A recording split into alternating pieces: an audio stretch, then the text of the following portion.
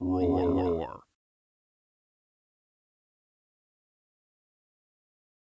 Measure a quarter cup oil and melt in a quarter cup butter. Decide you want to make it a double recipe. Measure cornmeal, flour, salt, baking powder, white sugar, and brown sugar. Pour honey into oil mixture. Microwave honey jar to get the last dregs out. Still end up having to open a second jar. Taste honey oil mixture and find it meh. Discover that honey does not mix with oil. Add oil and honey. Begin mixing only to remember that you haven't added the milk yet. Realize you really should have used the bigger bowl. Begin mixing very carefully until it's incorporated enough not to splash. Be proud of self for only spilling a few drops. Suddenly realize you almost forgot to add the damn eggs. Are you silver? Away! Grease 9x13 baking dish with butter wrappers. If you don't have multiple butter wrappers hanging around, use cooking spray. Spread batter evenly and bake 20 to 25 minutes.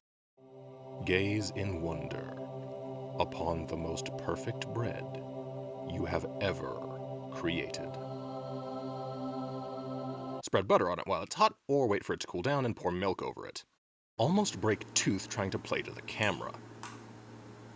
Now, if you like it a little bit sweeter, you can go ahead and double one of the sugars. Don't do any more than that, because that'll start messing with the consistency. But yeah, you can use more brown sugar, more honey, or more regular sugar if you really like it sweet. But this is plenty sweet, especially when you have it with milk. Combine all the same ingredients as before, minus the honey. Add whatever spice you like.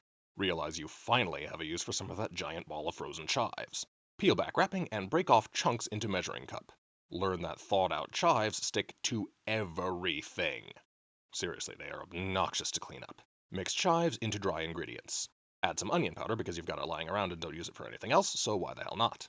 Have a much easier time mixing because you remembered to use the big bowl. Gaze once more upon the divine. Eat it with soup or chili. Buy one bunch of cilantro. Spend way too long plucking and mincing the stuff. Figure out, for the record, just how much it makes. Add chili powder, cumin, and cayenne to the standard mix. Skip a bit, brother. Add an old bag of frozen corn to get rid of it. Discover that this makes the dough way too watery and end up needing to bake it about 3 times longer. Eventually enjoy it anyway. Yum. Those were an adventure. And there were actually several weeks or possibly months between each of those. I just was gathering that footage over a while because I knew I wanted to put them all in the same episode. I just didn't want to do it all at once because that would be way too much cornbread.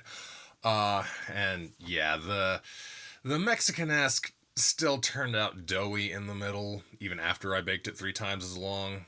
So yeah, do not do it the way I did. What I've learned you have to do instead is thaw the corn first. Put it in the microwave and, just cook it. Get as much of the water out of it as you possibly can. Drain it and then even squeeze it a little bit if you want to just get all the juice, all the moisture out. Don't make it rubbery, but yeah, just get as much of that water out as you can so you're not in my situation. And the other 2 turned out just fine, so I don't have any extra notes for those. So as always, thank you guys for watching. Go try these recipes at home. If they're good, tell me how much you like them. If they suck, tell me how to fix them. Follow me on Facebook, Sabertooth Chef. Follow me on Twitter, Saver_tooth. You know how YouTube works. Do all of the things. And I will see you in the kitchen.